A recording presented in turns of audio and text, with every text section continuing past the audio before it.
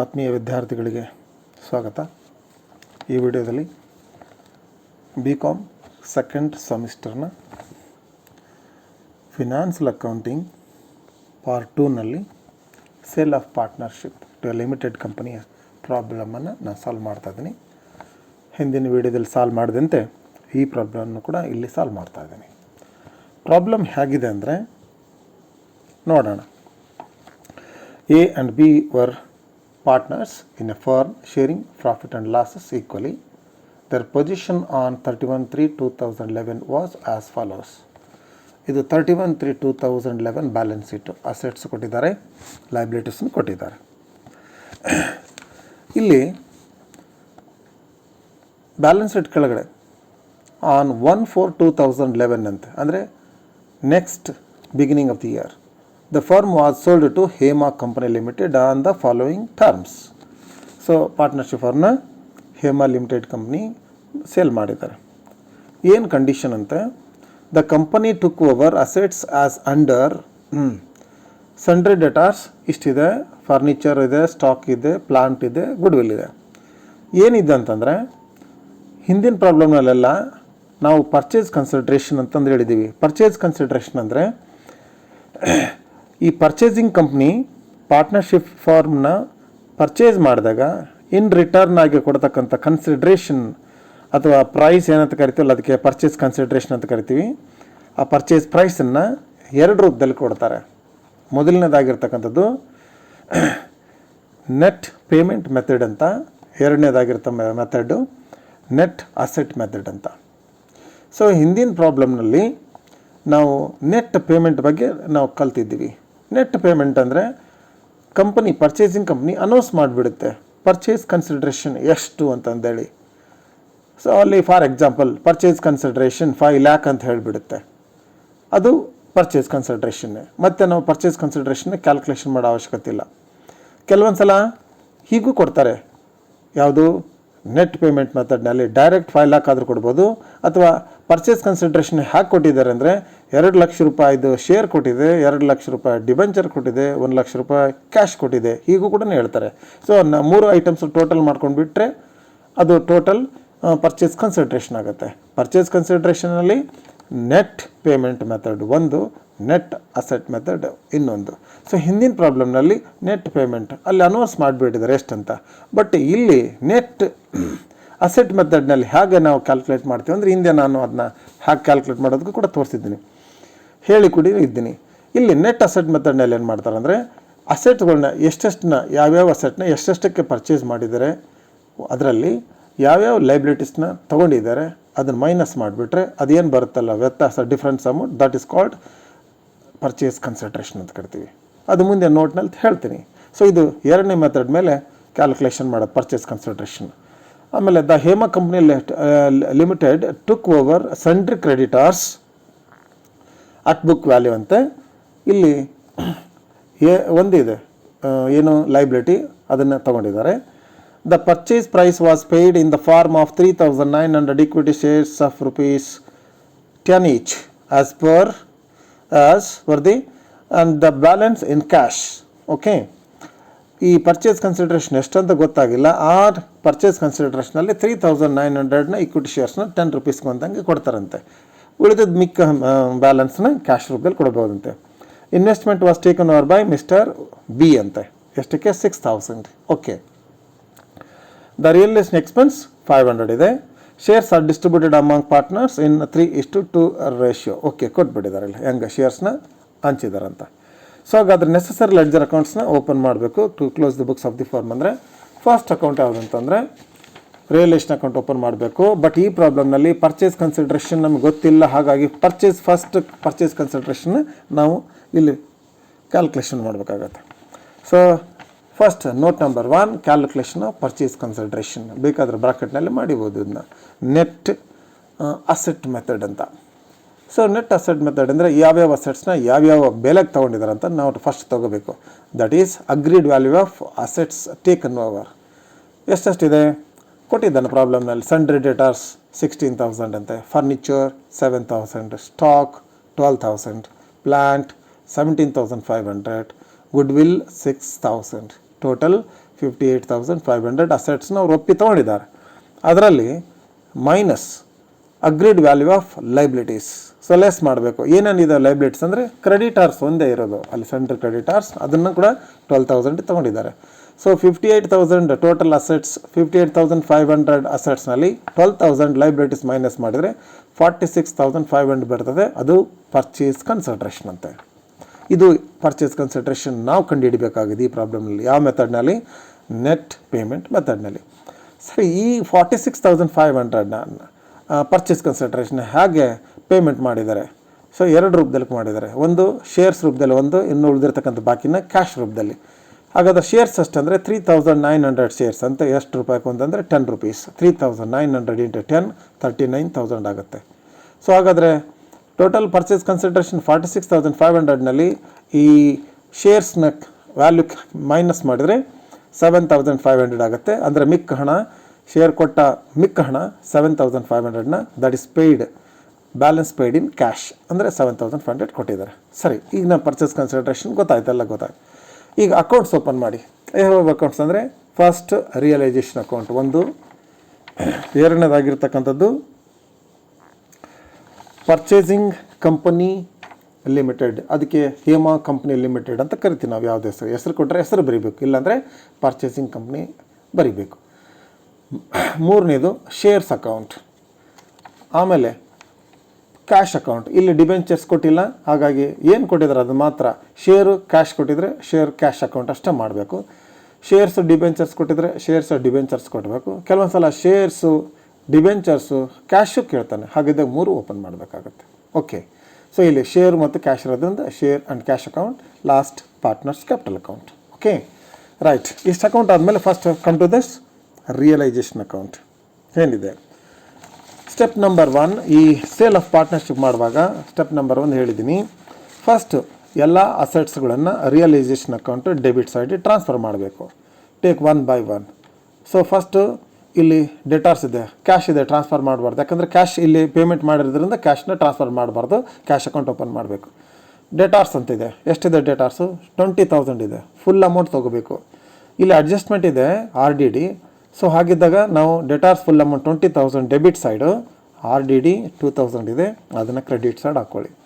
Next stock 10,500, furniture 8,000, investments 6,500, plant ಕೂಡ transfer ಮಾಡಿ 20,000. So balance ಶೀಟ್ನಲ್ಲಿರ್ತಕ್ಕಂಥ ಅಸೆಟ್ಸ್ನ ಟ್ರಾನ್ಸ್ಫರ್ ಮಾಡಿದರೆ real estate account debit side. ಹಾಗಾದರೆ real estate account credit side liabilities transfer ಮಾಡಬೇಕು. ಎಲ್ಲದನ್ನು ಕ್ಯಾಪಿಟಲ್ ಮಾಡಿಕೊಡ್ದು, ರಿಸರ್ವ್ ಬರಲ್ಲ. ಸೆಂಟ್ರಲ್ ಕ್ರೆಡಿಟಾರ್ಸ್ ಬೈ ಕ್ರೆಡಿಟಾರ್ಸ್ ಎಷ್ಟು? 12,000 rupees. ಸೊ ಈಗ ಅಸೆಟ್ಸ್ ಲೈಬಿಲಿಟೀಸ್ ಟ್ರಾನ್ಸ್ಫರ್ ಮಾಡಿದೆ. Step number 1 asset transfer assets. Step number 2 transfer liabilities.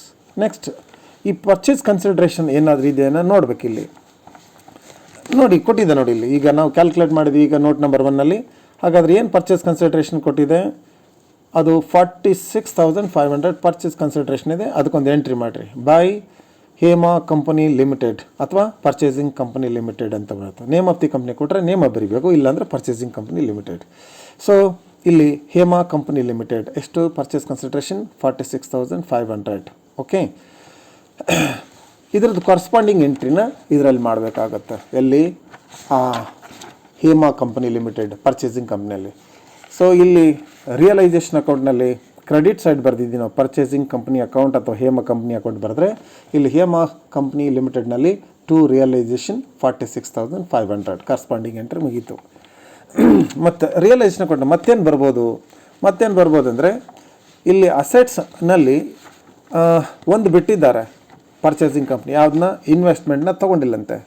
Point number 4 ನೋಡಿ, investment was taken over by mister B ಅಂತೆ. ಹಾಗಾದರೆ ಬಿ ತೊಗೊಂಡಿದ್ರೆ, ಯಾವುದೇ ಪಾರ್ಟ್ನರ್ ಅಸೆಟ್ಸ್ ತೊಗೊಂಡಿದ್ರೆ ರಿಯಲೈಸೇಷನ್ ಅಕೌಂಟ್ ಕ್ರೆಡಿಟ್ ಸೈಡ್ ಬರೀಬೇಕು. ಯಾರಂದರೆ mister B, right B by B's capital account ಎಷ್ಟು? 6,000 ಬ್ರಾಕೆಟ್ನಲ್ಲಿ investment taken. So ಆಯಿತು. ಮತ್ತೇನಾದರೂ ಎಕ್ಸ್ಪೆನ್ಸಸ್ ಅದು ಇದೆ ಅದನ್ನು ನೋಡಬೇಕು. ಸೊ ರಿಯಲೈಸೇಷನ್ ಎಕ್ಸ್ಪೆನ್ಸ್ 500 ಇದೆ, ಡೆಬಿಟ್ ಸೈಡ್ ಬರ್ರಿ. ಎಕ್ಸ್ಪೆನ್ಸಸ್ ಏನಾದ್ರು ಕೊಟ್ಟರೆ ಟು ಕ್ಯಾಶ್ ಅಂತಂದೇಳಿ ರಿಯಲೈಸೇಷನ್ ಎಕ್ಸ್ಪೆನ್ಸ್ ₹500. ಸೊ ಈಗ ರಿಯಲೈಸೇಷನ್ ಅಕೌಂಟ್ನಲ್ಲಿ ನಾವೆಲ್ಲ ಐಟಮ್ಸ್ ಎಲ್ಲ ಬರೆದಿದೆ. ಸೊ ಇಲ್ಲಿ ಕ್ಲೋಸ್ ಮಾಡೋದು ಮಾಡಿಬಿಡಿ ಏನೇನಿದೆ ನೋಡೋಣ ಫಸ್ಟ್. ಸೊ ಯಾವ ಸೈಡ್ ಜಾಸ್ತಿ ಇದೆ? ಕ್ರೆಡಿಟ್ ಸೈಡ್ ಜಾಸ್ತಿ ಇದೆ. 66,500 ಇದೆ ಕ್ರೆಡಿಟ್ ಸೈಡ್. ಡೆಬಿಟ್ ಸೈಡು ಕಡಿಮೆ ಇದೆ. ಎಷ್ಟು? 1,000 ರೂಪೀಸ್ ಕಡಿಮೆ ಇದೆ. ಅದಕ್ಕೆ ನೆಟ್ ಪ್ರಾಫಿಟ್ ಅಂತ ಕರಿತೀವಿ, 1,000 rupees. This 1,000 profit is to be distributed among partners A and B. ಎಷ್ಟಂದರೆ ಅವರು ಈಕ್ವಲ್ ಪಾರ್ಟ್ನರ್ಸ್ ಅಂತೆ. ಸೊ 500, 1,000 ರೂಪೀಸ್ ಆಯಿತು. Okay, right. ಸೊ ಇಲ್ಲಿಗೆ realisation account is over. Next ಈ ಪರ್ಚೇಸ್ ಕನ್ಸಿಡ್ರೇಷನಲ್ಲಿ ಬಂದಿದ್ದೀವಲ್ಲ, ಪರ್ಚೇಸ್ ಕನ್ಸಿಡ್ರೇಷನ್ ಬರೆದಿದ್ದೀವಿ ಈಗಾಗಲೇ. ಹೇಮಾ ಕಂಪ್ನಿ ಲಿಮಿಟೆಡ್ನಲ್ಲಿ ಟು ರಿಯಲೈಸೇಷನ್ ಅಕೌಂಟ್ 46,500. ಅದರಲ್ಲಿ ಏನು ಕೊಟ್ಟಿದ್ದೀವಿ? ಶೇರ್ಸ್ ಕೊಟ್ಟಿದ್ದೀವಿ. ಶೇರ್ಸ್ ಎಷ್ಟು ಕೊಟ್ಟಿದ್ದೀವಿ? Shares 39,000 rupees shares. ಹಾಗಾದರೆ ಹೇಮಾ ಕಂಪ್ನಿ ಲಿಮಿಟೆಡ್ನಲ್ಲಿ ಬರೀರಿ ಕ್ರೆಡಿಟ್ ಸೈಡ್ ಏನೇನು ಕೊಟ್ಟಿದ್ದೀವಿ? ಈ 46,500ನ ಯಾವ್ಯಾವ ರೂಪದಲ್ಲಿ ಕೊಟ್ಟಿದ್ದೀವಿ? ಶೇರ್ಸ್ ರೂಪದಲ್ಲಿ ಮತ್ತು ಕ್ಯಾಶ್ ರೂಪದಲ್ಲಿ ಕೊಟ್ಟಿದ್ದೀವಿ. ಹಾಗಾದರೆ ಶೇರ್ಸ್ ಎಷ್ಟು ಕೊಟ್ಟಿದ್ದೀವಿ? By shares in Hema company limited ಅಥವಾ ಎಷ್ಟು? 39,000 ಕೊಟ್ಟಿದೆ. ರೈಟ್. ಉಳಿದಿದ್ದು ಬ್ಯಾಲೆನ್ಸ್ ಎಷ್ಟು? 7,500 ಕ್ಯಾಶ್ ರೂಪದಲ್ಲಿ ಕೊಟ್ಟಿದೆ, ಬೈ ಕ್ಯಾಶ್. ಸೊ ಈಗ ಪರ್ಚೇಸ್ ಕಂಪ್ನಿ ಲಿಮಿಟೆಡ್ನಲ್ಲಿ, ಹೇಮಾ ಕಂಪ್ನಿ ಲಿಮಿಟೆಡ್ನಲ್ಲಿ ಎಷ್ಟಾಯಿತು? ಡೆಬಿಟ್ ಸೈಡ್ 46,500 ಆಯಿತು. ಅದಕ್ಕೆ ಶೇರು 39,000, ಕ್ಯಾಶ್ 7,500. ಸೊ 2 ಎಂಟ್ರಿ ಆಯಿತು. ಸೊ ಇಲ್ಲಿ ಶೇರ್ ಅಕೌಂಟ್ ಒಂದು ಬಂತು, ಕ್ಯಾಶ್ ಅಕೌಂಟ್ ಒಂದು ಬಂತು. ಸೊ ಶೇರ್ಸ್ ಅಕೌಂಟಿಗೆ ಓಪನ್ ಮಾಡಿದ್ವಿ. ಇಲ್ಲಿ ಬನ್ನಿ ಶೇರ್ಸ್ ಅಕೌಂಟ್ನಲ್ಲಿ. ಸೊ ಈ ಪರ್ಚೇಸಿಂಗ್ ಕಂಪ್ನಿ ಅಕೌಂಟ್ನಲ್ಲಿ ಕ್ರೆಡಿಟ್ ಸೈಡ್ ಶೇರ್ಸ್ ಅಂತ ಬರೆದ್ರೆ, ಶೇರ್ಸ್ ಅಕೌಂಟ್ನಲ್ಲಿ ಡೆಬಿಟ್ ಸೈಡ್ ಬರೀಬೇಕು. ಏನಂತ? To Hema company limited. ಎಷ್ಟಕ್ಕೆ ಶೇರ್ಸು? 39,000 ಆಯಿತು. ಹಾಗಾದ್ರೆ ಕ್ಯಾಶ್ ಅಕೌಂಟಿಗೆ ಬಂದ್ವಿ. ಇಲ್ಲಿ ಯಾಕಂದರೆ 2 ಐಟಮ್ಸ್ನೂ ಬರೀಬೇಕಾಗುತ್ತೆ, ಕರೆಸ್ಪಾಂಡಿಂಗ್ ಎಂಟ್ರಿ. ಹೇಮಾ ಕಂಪ್ನಿಯಲ್ಲಿ ಕ್ರೆಡಿಟ್ ಸೈಡ್ ಬರೆದ್ರೆ, ಶೇರ್ಸ್ ಅಕೌಂಟ್ನಲ್ಲಿ ಡೆಬಿಟ್ ಸೈಡು, ಹಾಗೆ ಕ್ಯಾಶ್ ಅಕೌಂಟ್ನಲ್ಲಿ ಡೆಬಿಟ್ ಸೈಡು. ಕ್ಯಾಶ್ ಅಕೌಂಟ್ನಲ್ಲಿ ಈ ಹೇಮಾ ಕಂಪ್ನಿದು ಕ್ಯಾಶ್ ಎಷ್ಟದು? 7,500 ಬರೀಕ್ಕಿಂತ ಮುಂಚಿತವಾಗಿ ಅಲ್ಲಿ ಏನಾದರೂ ಓಪನಿಂಗ್ ಬ್ಯಾಲೆನ್ಸ್ ಇದೆಯಾ ಅಂತ ನೋಡಬೇಕು. ಕ್ಯಾಶ್ ಅಕೌಂಟ್ ಎಸ್ ಬ್ಯಾಲೆನ್ಸ್ ಶೀಟ್ನಲ್ಲಿದೆ. ಕ್ಯಾಶ್ ಎಷ್ಟು? 5,000 rupees. First to balance brought down 5,000 ಬರ್ಕೊಳ್ಳಿ. ನೆಕ್ಸ್ಟ್ ಈಗ ಹೇಮಾ ಕಂಪ್ನಿಯಿಂದ ಬಂದಿದೆ ಎಷ್ಟಂದರೆ ಟು ಹೇಮಾ ಕಂಪ್ನಿ ಲಿಮಿಟೆಡ್ 7,500 ಆಯಿತು. ಎಸ್, ಇಲ್ಲಿ ಕ್ಯಾಶ್ ಅಕೌಂಟು ಕೂಡ ಈಗ ಸ್ಟಾರ್ಟ್ ಆಗಿದೆ. ಅದೇ ಥರ ಈಗ ಪಾರ್ಟ್ನರ್ಸ್ ಕ್ಯಾಪಿಟಲ್ ಅಕೌಂಟ್ ಓಪನ್ ಮಾಡಿದ್ದೀವಿ. ಫಸ್ಟ್ ಏನು ಬರೀಬೇಕು? ಪಾರ್ಟ್ನರ್ಸ್ ಕ್ಯಾಪಿಟಲ್ ಅಕೌಂಟ್ನಲ್ಲಿ ಅವ್ರದ್ದು ಓಪನಿಂಗ್ ಕ್ಯಾಪಿಟಲ್ ಅಥವಾ ಸ್ಟಾರ್ಟಿಂಗ್ ಕ್ಯಾಪಿಟಲ್ ಬ್ಯಾಲೆನ್ಸ್ ಬರೀಬೇಕು. By balance brought down A 30,000, B 20,000 ಇದೆ. ಎಸ್, ಬ್ಯಾಲೆನ್ಸ್ ಶೀಟ್ನಲ್ಲಿ ಏನಾದರೂ ರಿಸರ್ವ್ ಆಗಲಿ ಪ್ರಾಫಿಟ್ ಆ್ಯಂಡ್ ಲಾಸ್ ಅಕೌಂಟ್ ಇದೆಯನ್ನ ಚೆಕ್ ಮಾಡಬೇಕು. ಅದು ಅನ್ಡಿಸ್ಟ್ರಿಬ್ಯೂಟೆಡ್ ಪ್ರಾಫಿಟ್. ಎಸ್, ರಿಸರ್ವ್ ಅಂತಿದೆ. ಸೊ ಅದನ್ನು ಕೂಡ ಡಿಸ್ಟ್ರಿಬ್ಯೂಟ್ ಮಾಡಿ. By reserve. ಇವ್ರು ಈಕ್ವಲ್ ಪಾರ್ಟ್ನರ್ಸ್ ಅಂದರೆ 1:1 ಇದರಲ್ಲಿ ಹಂಚಬೇಕು. ಸೊ 6,000 ಅಂದರೆ 3,000 ಆಯಿತು. ಸೊ ಹಾಗಾಗಿ ಅಲ್ಲಿ ಮತ್ತೆ ಪ್ರಾಫಿಟ್ ಆ್ಯಂಡ್ ಲಾಸ್ ಅಕೌಂಟ್ ಇಲ್ಲ, ಆಯಿತು. ನೆಕ್ಸ್ಟ್ ರಿಯಲೈಸೇಷನ್ ಅಕೌಂಟ್ ಏನಾರು ರಿಸಲ್ಟ್ ಬಂದಿದ್ದಾನ?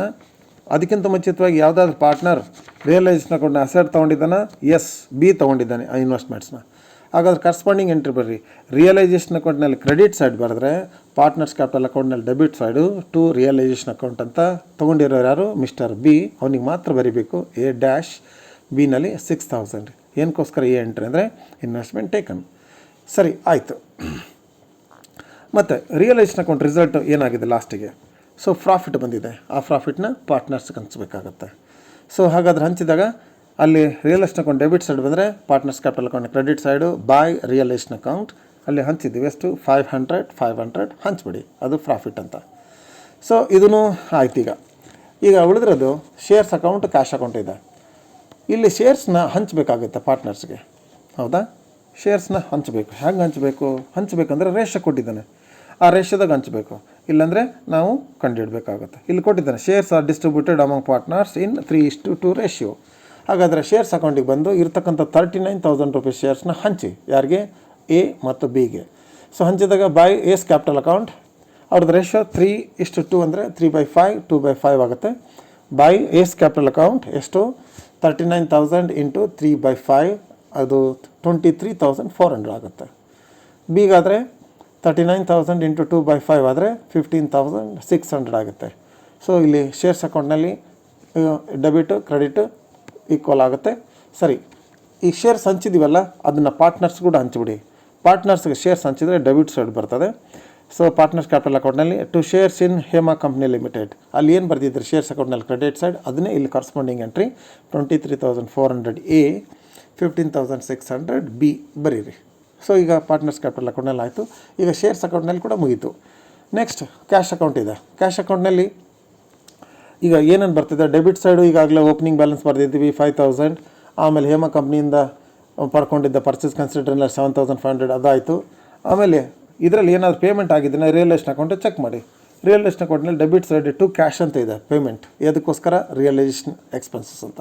ಸೊ ಹಾಗಾಗಿ ಬಾಯ್ ರಿಯಲೈಸೇಷನ್ ಅಕೌಂಟ್ ಅಂತ ಬರೀರಿ ಕ್ಯಾಶ್ ಅಕೌಂಟ್ನಲ್ಲಿ, ದಟ್ ಈಸ್ 500 rupees. ಸೊ ಇಷ್ಟೆಲ್ಲ ಆದಮೇಲೆ ಈಗ ಪಾರ್ಟ್ನರ್ಸ್ ಕ್ಯಾಪಿಟಲ್ ಅಕೌಂಟಿಗೆ ಬರಬೇಕು. ಲಾಸ್ಟಿಗೆ ಫೈನಲ್ ಸೆಟ್ಲ್ಮೆಂಟ್ ಪಾರ್ಟ್ನರ್ಸ್ಗೆ ಏನು ಕೊಡಬೇಕು ಅಂತ ಗೊತ್ತಾಗುತ್ತೆ. ಇಲ್ಲಿ ಪಾರ್ಟ್ನರ್ಸ್ ಕ್ಯಾಪಿಟಲ್ ಅಕೌಂಟ್ನಲ್ಲಿ ಬಂದಾಗ ಇಲ್ಲಿ ಬ್ಯಾಲೆನ್ಸ್ ಮಾಡಬೇಕಾಗತ್ತೆ. ಯಾವ ಸೈಡು ಫಸ್ಟ್ ನೋಡಿ ಯಾವ ಸೈಡ್ ಜಾಸ್ತಿ ಇದೆ. ಸೊ ಕ್ರೆಡಿಟ್ ಸೈಡೇ ಜಾಸ್ತಿ ಇದೆ. ಎಸ್ ಟೋಟಲ್ ಬ್ಯಾಲೆನ್ಸ್ ಇಸ್ 33,500 ಆಗುತ್ತೆ. ಬಿದು 23,500. ಸೊ ಡೆಬಿಟ್ ಸೈಡ್ ನೋಡಿಕೊಂಡಾಗ ಡಿಫ್ರೆನ್ಸ್ ಎಷ್ಟಾಗುತ್ತೆ ಅಂದರೆ ಎದು 10,100 ಆ್ಯಂಡ್ ಬಿದು 1,900 ಆಗುತ್ತೆ. ಸೊ ಇದು ಇಷ್ಟು ಅಮೌಂಟು ನಾವು ಉಳಿದಿರ್ತಕ್ಕಂಥ ಪಾರ್ಟ್ನರ್ಸ್ ಕೊಡಬೇಕಾಗಿದ್ದನ್ನು ಎದರಲ್ಲಿ ಕೊಡ್ತೀವಿ, ಶೇರ್ಸ್ ಕೊಟ್ಟು ಮಿಕ್ಕಿ ಉಳಿದಿರ್ತಕ್ಕಂಥ ಅವ್ರಿಗೆ ಕೊಡಬೇಕಾದ ಹಣವನ್ನು ಕ್ಯಾಶ್ ರೂಪದಲ್ಲಿ ಕೊಡಬೇಕಂತೆ. ಸೊ ಹಾಗಾಗಿ ಅದನ್ನು ಕ್ಯಾಶ್ ರೂಪದಲ್ಲಿ ಕೊಟ್ಬಿಡಿ. To cash account 10,100, 1,900, that is final settlement. So ಇಲ್ಲಿ ಪಾರ್ಟ್ನರ್ಸ್ ಕ್ಯಾಪಿಟಲ್ ಅಕೌಂಟ್ನಲ್ಲಿ ಡೆಬಿಟ್ ಸೈಡ್ ಬರೆದ್ರೆ ಕ್ಯಾಶ್ ಅಕೌಂಟ್ನಲ್ಲಿ ಕ್ರೆಡಿಟ್ ಸೈಡ್ ಬರ್ರಿ. ಬಾಯ್ ಎಸ್ ಕ್ಯಾಪಿಟಲ್ ಅಕೌಂಟ್ ಎಷ್ಟು ಕೊಟ್ಟಿದ್ದೀವಿ 10,100, ಬಾಯ್ ಬಿಸ್ ಕ್ಯಾಪಿಟಲ್ ಅಕೌಂಟ್ 1,900. ಸೊ ಇಲ್ಲಿ ಪಾರ್ಟ್ನರ್ಸ್ ಕ್ಯಾಪಿಟಲ್ ಅಕೌಂಟು ಕ್ಲೋಸ್ ಆಯಿತು. ನೆಕ್ಸ್ಟ್ ಕ್ಯಾಶ್ ಅಕೌಂಟು ಕೂಡ ಕ್ಲೋಸ್ ಮಾಡಿ. ಡೆಫಿನೆಟ್ಲಿ ಡೆಬಿಟ್ ಸೈಡ್ ಮತ್ತು ಕ್ರೆಡಿಟ್ ಸೈಡು ಟೋಟಲ್ ಆಗುತ್ತೆ. ಸೊ ಇಲ್ಲಿ ಎಲ್ಲ ಅಕೌಂಟ್ ಕ್ಲೋಸ್ ಹಾಕೊಂತ ಬಂದು ರಿಯಲ್ ಎಸ್ಟೇಟ್ ಅಕೌಂಟ್ ಆಯಿತು, ಪರ್ಚೇಸ್ ಕಂಪ್ನಿ ಲಿಮಿಟೆಡ್ ಆಯಿತು, ಶೇರ್ಸ್ ಅಕೌಂಟ್ ಆಯಿತು, ಕ್ಯಾಶ್ ಅಕೌಂಟ್ ಆಯಿತು, ಪಾರ್ಟ್ನರ್ಸ್ ಕ್ಯಾಪಿಟಲ್ ಅಕೌಂಟ್ ಆಯಿತು. ಎಲ್ಲದನ್ನು ಟೋಟಲ್ ಮಾಡಿದರೆ ಟ್ಯಾಲಿ ಆಗುತ್ತೆ. ಸೊ ಇಲ್ಲಿಗೆ sale of partnership T limited company problem ಮುಗೀತು. ಸೊ ಅರ್ಥ ಆಗಿದೆ ಅಂತ ಅಂದ್ಕೊತೀನಿ. ಇದರಲ್ಲಿ ಏನಾದರೂ ನಿಮಗೆ ಗೊತ್ತಾಗಲಿಲ್ಲ ಅಂದರೆ, ಡಿಫಿಕಲ್ಟಿ ಡೌಟ್ ಇತ್ತಂದರೆ you can contact me and clarify me. Okay, thank you for watching and thank you very much.